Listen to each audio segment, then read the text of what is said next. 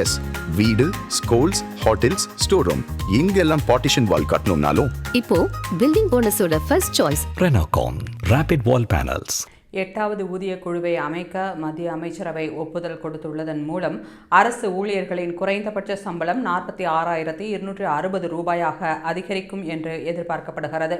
மத்திய அரசு பணியாளர்களின் ஓய்வூதிய பலன்கள், சம்பள விகிதம் போன்றவை குறித்து ஆய்வு செய்வதற்கு குறிப்பிட்ட கால இடைவெளியில் மத்திய அரசு குழுவை அமைக்கிறது. அந்த குழுவின் அறிக்கையை 10 ஆண்டுகளுக்கு ஒருமுறை மத்திய அரசு அமல்படுத்துகிறது.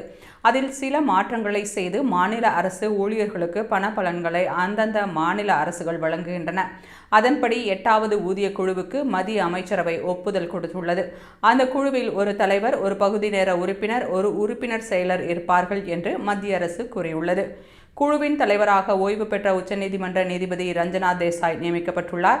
பகுதி நேர உறுப்பினராக பெங்களூரு IIM பேராசிரியர் புலாக் கோஷ் உறுப்பினர் செயலராக பெட்ரோலியம் மற்றும் இயற்கை எரிவாயு செயலர் பங்கஜ் ஜெயின் ஆகியோர் நியமிக்கப்பட்டுள்ளனர். அந்த குழு 18 மாதங்களில் தனது அறிக்கையை சமர்ப்பிக்கும் எனவும் தேவைப்பட்டால் இடைக்கால அறிக்கையையும் சமர்ப்பிக்கும் எனவும் மத்திய அரசு தெரிவித்துள்ளது.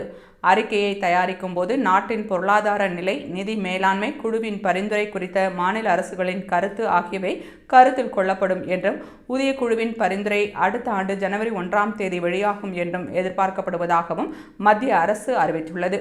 புதிய ஊதிய உயர்வு அமலுக்கு வந்தால் 1.75 லட்சம் கோடி ரூபாய் முதல் 2.25 லட்சம் கோடி ரூபாய் வரை பட்ஜெட்டில் கூடுதலாக நிதி ஒதுக்கப்படும்.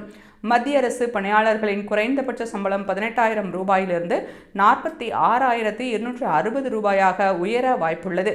குறைந்தபட்ச ஓய்வூதியமானது 9,000 ரூபாயிலிருந்து 23,130 ரூபாயாக உயர வாய்ப்புள்ளது.